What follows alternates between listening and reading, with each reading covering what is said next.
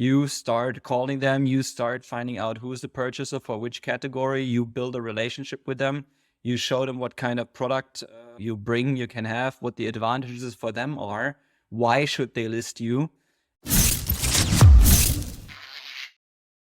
Folks, welcome back to the call. I appreciate you checking in. If you haven't had a chance to check out previous episodes, please go do that now on your favorite Apple Podcast, Spotify, or go to YouTube. Subscribe and check out what we're doing. If you like it, leave me a like. If you love it, leave me a comment. And if you really love it, subscribe for great information so you can meet wonderful people like the guy I'm going to introduce you to today.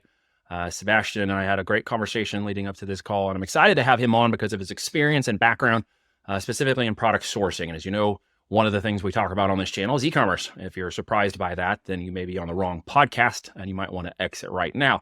But if you're talking e-commerce, if you're talking business, real estate, wealth without Wall Street alternatives, then you're in the right place. Buckle up. We got a great episode we're about to unlock with Sebastian right now. Thanks for coming on the call, brother. Thank you very much, Neil, for having me. What a nice intro. And to all of you out there right now, whenever this is airing, I wish you a happy Chinese New Year, whether before or after. I really wish you have a lot of stock and enough stock in place. May all your 2023 be filled with an abundance of stock. Absolutely. So we're going to talk about sourcing today, clearly. Stock and inventory. Sebastian's got a background in building these e-commerce companies.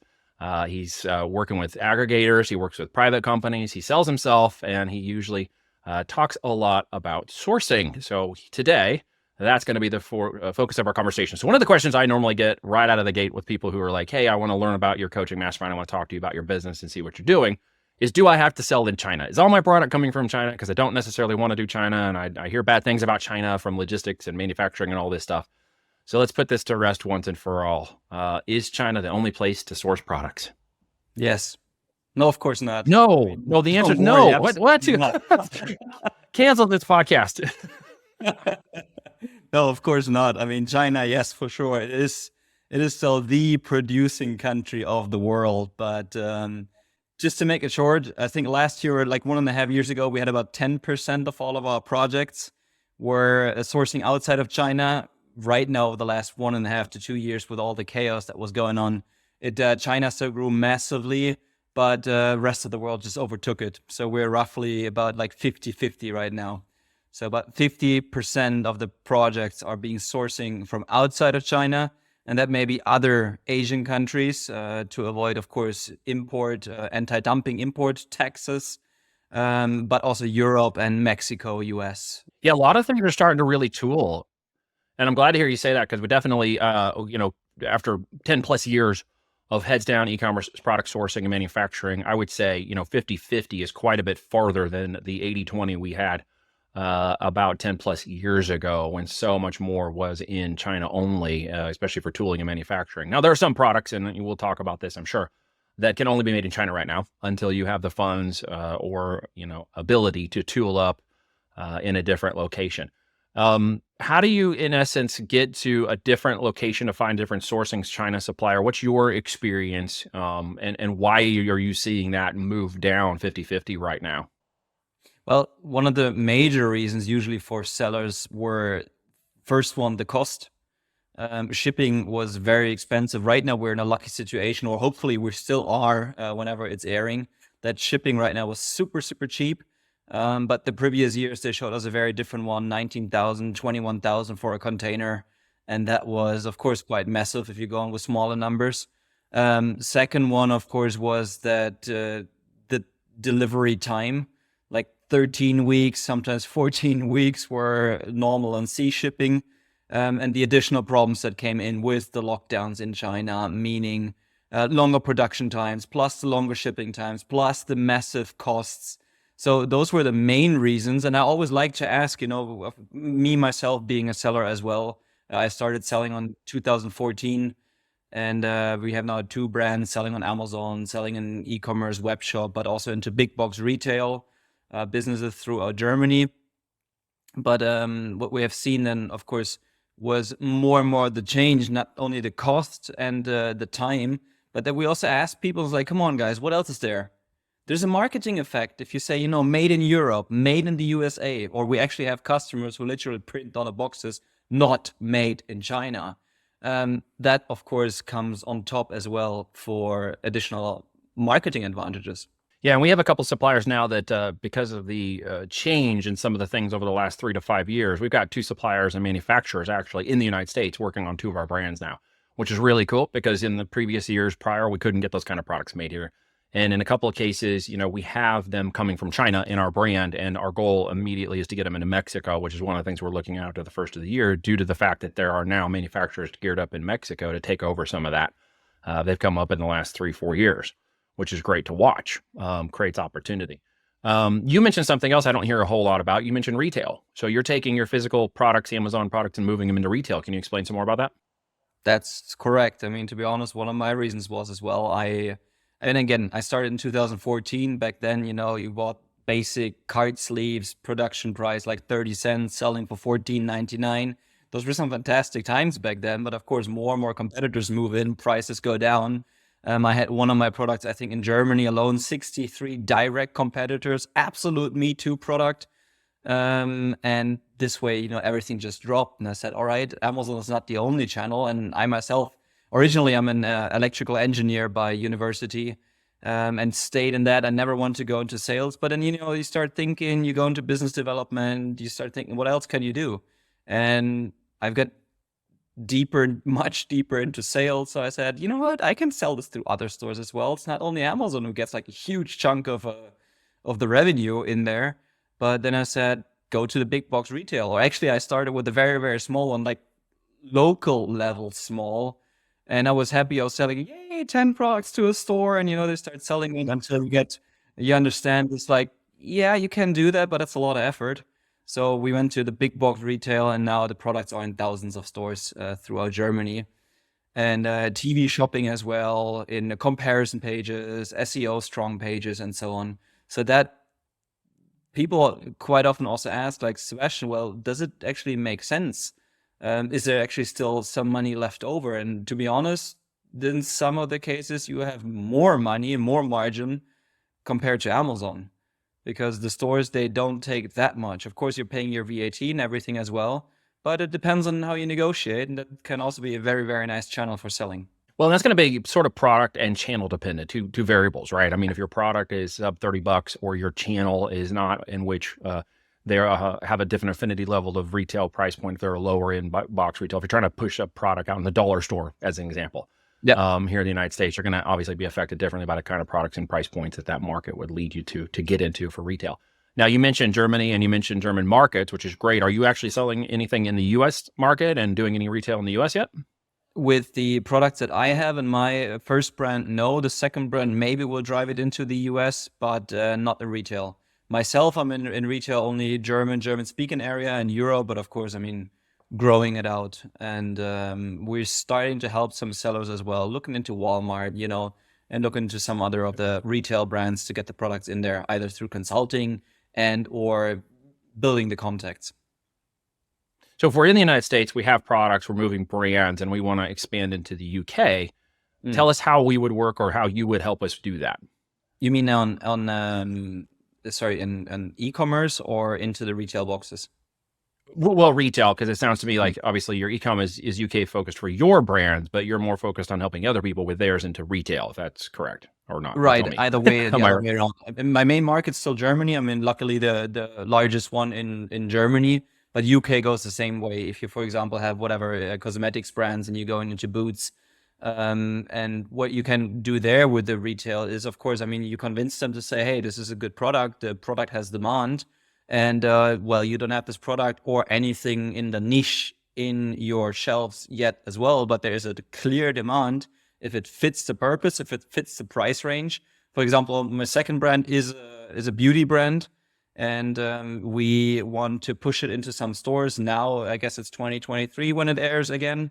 Some of the stores will not fit for the simple reason because they're like too low priced, or the average price of the products is too low. So we're going for the stores that have more premium products.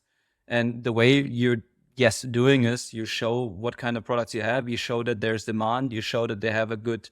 In best case, you bring in a social media followership with yourselves, so that they say, hey, there's a big demand. Whether it's in beauty, Gillette or L'Oreal or anybody, of course they would take the products because they know they're worldwide recognized. If not, and you can show that the products still have a demand, people are searching for it, and maybe in best case as well, you're selling them also in online stores throughout Europe, they can directly see, of course, the demand.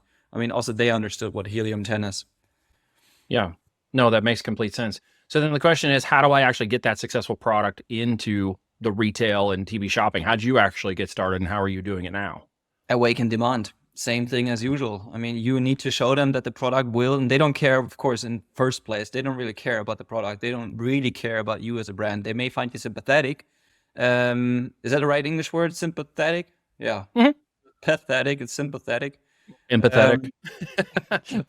Play the thesaurus game. Either or. It's 50-50, you know? Right. We'll call it.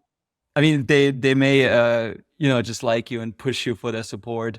Or if you're showing them, hey, there's demand, you should put this in there, all they're seeing is numbers. And if they see it fits into their portfolio, it fits into, on the shelf, and you can say you're selling better than some other product that is in there already, you will have a standing good chance of, pushing out another product and getting your own in there. Of course, you'll need to calculate in that you probably will pay some advertisement as well and this and that.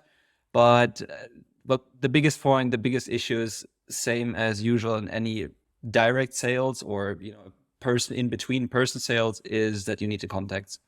You either need to build them up or you go in there, and that's the same way how I have done it. Is you start calling them, you start finding out who's the purchaser for which category, you build a relationship with them, you show them what kind of product you can have, what the advantages for them are, why should they list you.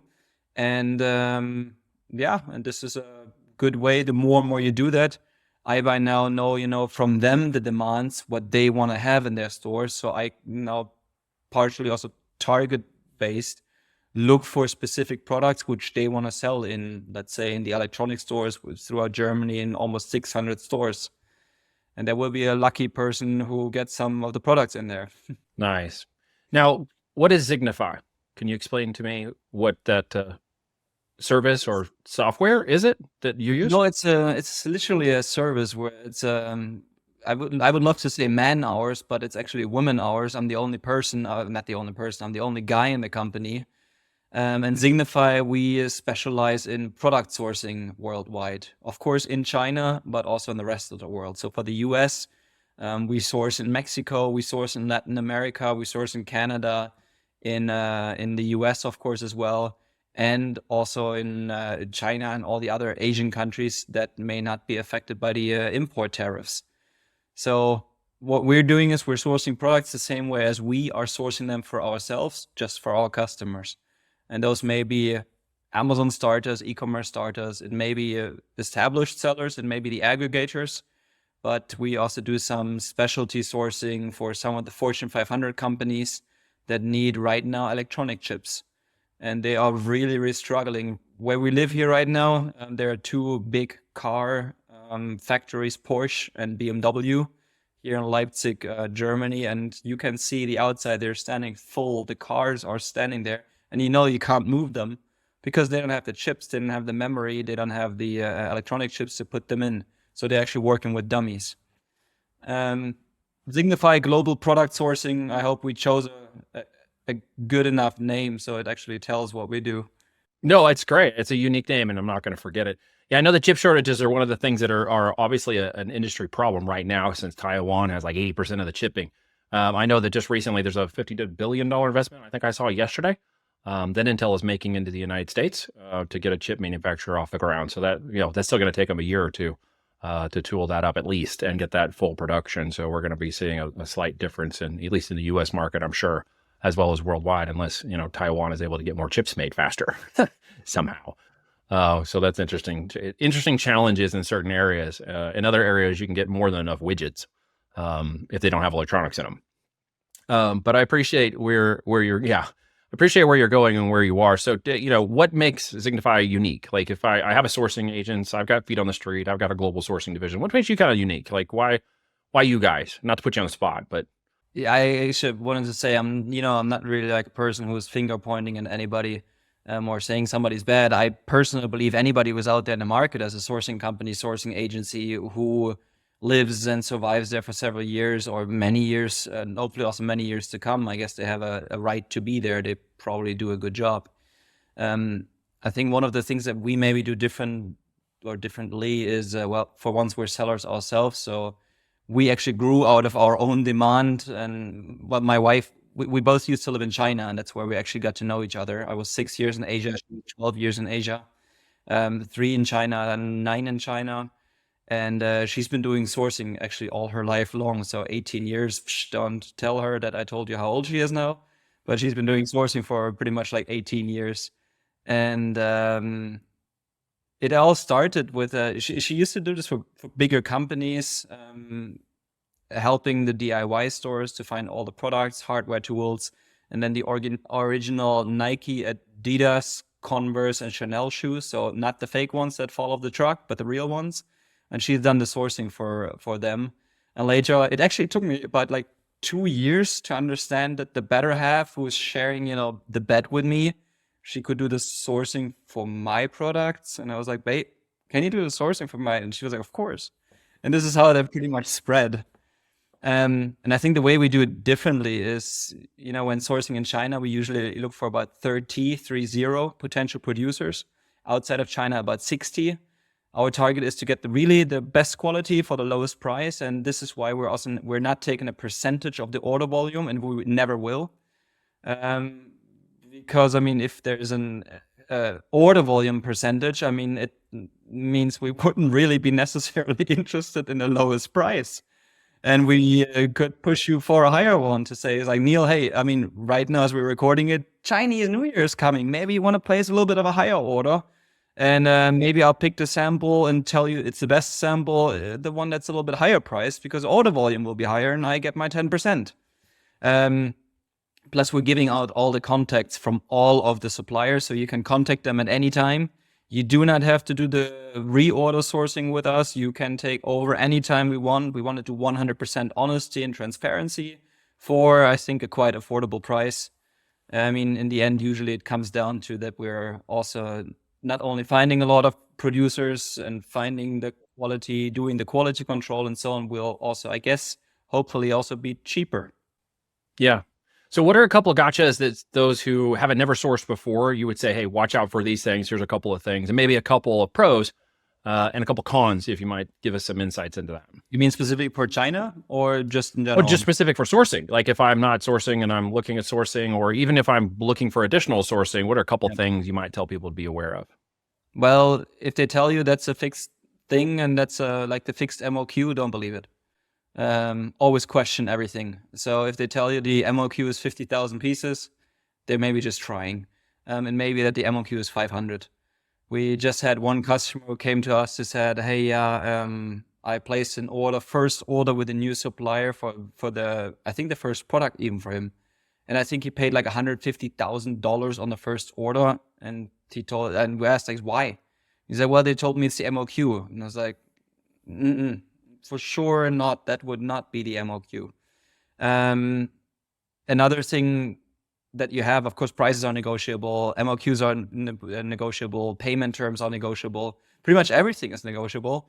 And if suppliers really want to win a deal, they will need to work. So make sure that you also have enough proposals, enough counter offers to say, hey, you have a lever of negotiation, so that you actually say, you know what, if you don't want to produce it, I'll back out and I'll go to another one. So either you bring in a lot of stamina, a lot of confidence, even if you have only one supplier, potential one, and tell them straight away, it's like, no, I have tons of others, or you actually really have in a backup. And that is what we suggest everyone. Don't only get like 2, 3, or 4 proposals. Again, we're targeted to find 30 to 60 potential producers, depending on where we do that, for once to get enough proposals out of those to really have a leverage point. And then you will also know the real market price. Others that you should definitely do is always quality control. And not only of the samples, maybe I'll give you another anecdote, a small story. There was also, he became our customer before he was our customer. He told me, Sebastian, I've done a mistake.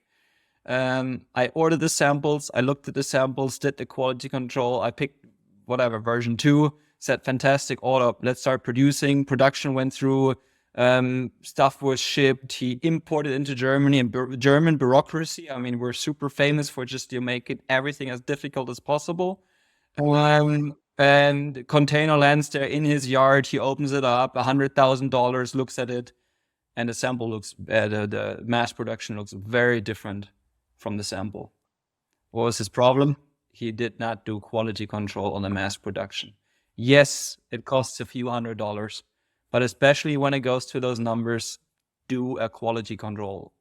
Such great advice. And yeah, such a bad learning curve we want to try to avoid. Don't buy so much inventory until you've quality controlled. Get it in your hands, play with it, make sure you are going to get the quality of the product. Mini test runs is what we refer to them as. Ordering small samples, small MOQs of that product on a manufacturing run before you order large. Get somebody on his feet on the street, right? Yeah. Speak the language of the suppliers. Another small hint maybe to say, for once they will accept you as well, kind of like as part of their own. If you want to source in Romania and you speak Romanian, I mean, this leaves a big impact on the producer, because they, oh wow, okay, they tolerate me, they respect me, they even have somebody who speaks Romanian, they're part of my kind. I will support it, or maybe even give an offer. And be persistent, especially when you source outside of China. Don't give up. Continue. And depending on the culture, I mean, I don't want to make any culture bad or so. By now, of course, in the very beginning, me as a German engineer going over to China, I had my troubles working and living and working together with Chinese. But then once you arrive in the culture and you learn to understand them, it's a very different topic. But question anything that is being stated. And for some cultures, this may be more strongly advised than for another culture. No doubt. Great advice.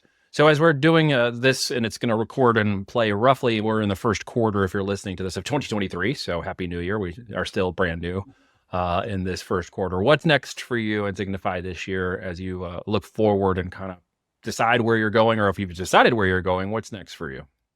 Well, for sure, what we're doing is we're going to be in more and more events locally as well. So we're ourselves exhibiting more and more. Last year we just started.